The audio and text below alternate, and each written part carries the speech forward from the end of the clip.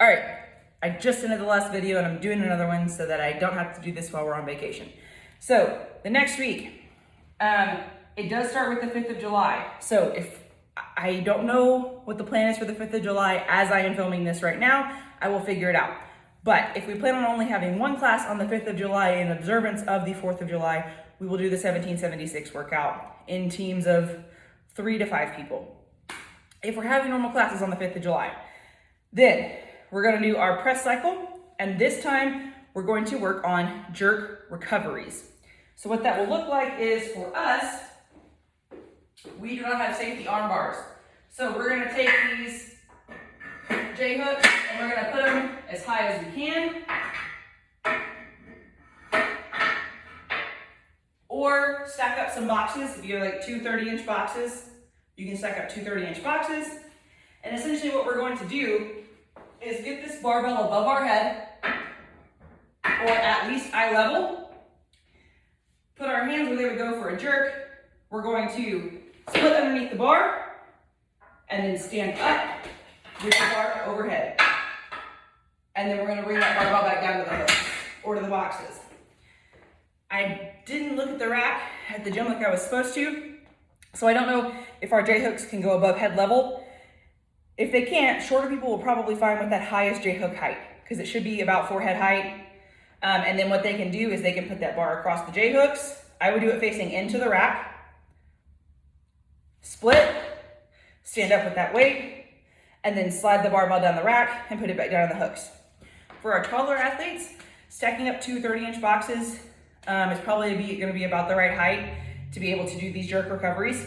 So what we're working on is the recovery part of the jerk. So I'm already here, already have weight overhead, now I need to stand up that weight that's super heavy. So we're using about 110% of our push of our split jerk 1 rep max. Working on being able to stabilize and stand up. A lot of people can get to this point where they've done the jerk and then they're all over the place. Maybe their feet aren't in the right spot and they go to move their feet and then they lose it back. They move this foot and they lose it forward.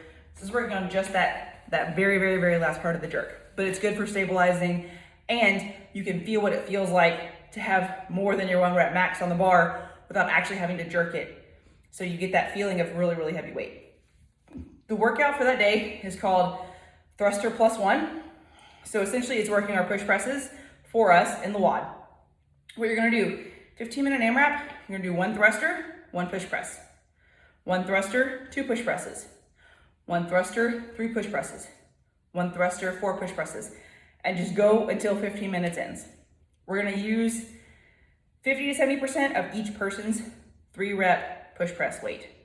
They don't have to be unbroken. You don't have to do a thruster and then like 10 push press unbroken, but you're gonna do the thruster and then the push press number. Ideally, you wouldn't put the bar down. For me, if I was coaching, I would say, I want you to pick a weight where if you get to the 10 reps, you know you can do 10 reps being tired at 10 minutes of this AMRAP. You might not actually do that when you get into the WOD, but pick a weight that you know you can move for reps. All right, Tuesday will be our Choose Your Own Adventure EMOM.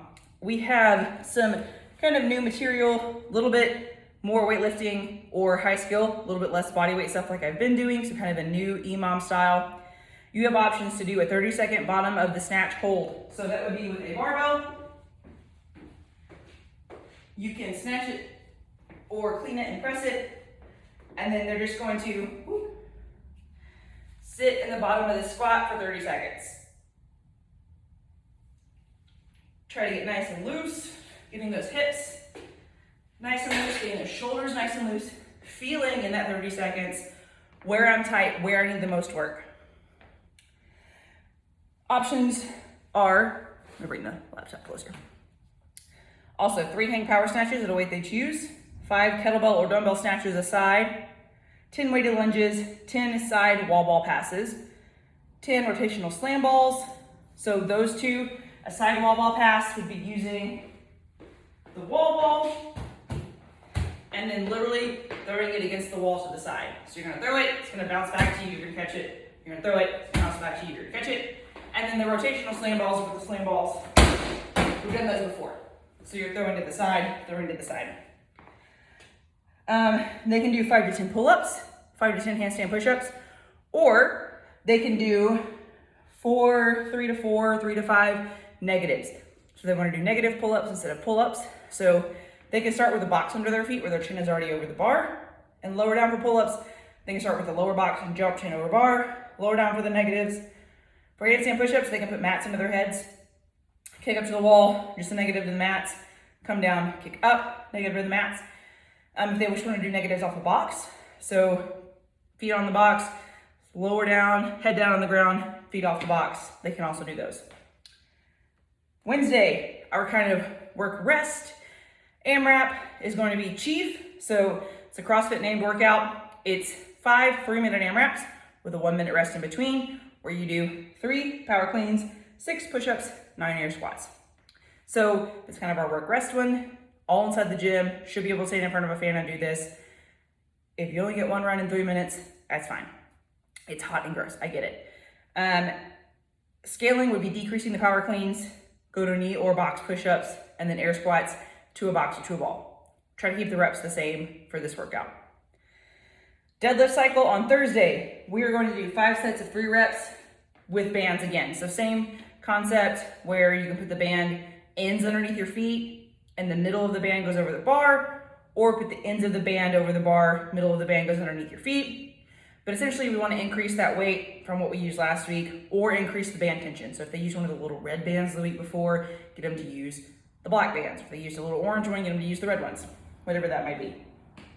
And then the workout for that day will be for quality, not for time, not for a score. We're just working on nice, good positions of 10 to 1, doing wall walks and good mornings. So this is really all about the wall walks. It's really not about the good mornings. But after doing this heavy deadlifts, the good mornings should feel good on their hamstrings and lower back. And then those can be done with a band, bar, dumbbell behind the neck, body weight, whatever they want to do. But this is all about the wall walks.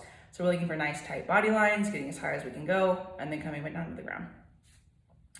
And then Friday of that week, we have a partner WOD. We're doing a hero workout called Witten. We'll do it with partners. It is 5 rounds per time of 22 kettlebell swings, 22 box jumps, a 400-meter run, 22 burpees, and 22 wall balls. Again, split as desired. If they want to do you go, I go around and then split the last round, that's fine. If they want to split the reps each round, that's also fine. If they want to mix it up and do whatever the hell they want, that's also fine. Kettlebell swings will be Americans all the way over the head. 400-meter run, they'll split to 200 meters each. They can run that at the same time if they would like. They don't have to wait for the other person to come back. Wall balls will be standard 2014 unless they need a decrease. And then the workout for Saturday the 10th will be, if someone wants to do this, they can. If someone's coaching Saturday the 10th and they do not want to do this workout and they want to switch to something else, just let me know, we can work it out together. Will be an AMRAP, 15 minutes of doing 6 toes to bar, 24 double unders. Super simple. So that's next week. Again, I'm not putting all of the stimulus stuff, all of the goals in the workout. I'm telling you what I want for these workouts so that you can tell the athletes and coach the athletes. So again, Monday, like I said, Monday is more of a push press endurance workout, picking the correct weight to be able to keep doing reps. Tuesday with the EMOM, work your weaknesses. Wednesday is kind of that sprint, rest. Can I do a 3-minute AMRAP if that was the one thing I was doing that day in that intensity? Rest and repeat. Thursday is for quality, so we're just looking for nice, good movements. Friday is a partner workout, get the work done, get it done fast, let's move, let's have some fun. And then Saturday is all about skill. So toes to bar, working that core, working that compression, double unders, working that skill. How can I get those 2 very high skill movements? Can I work on those skills in 15 minutes? Those are probably the 2 fastest videos I've ever done. I'm super proud of that, and I'm super proud of the next 2 weeks.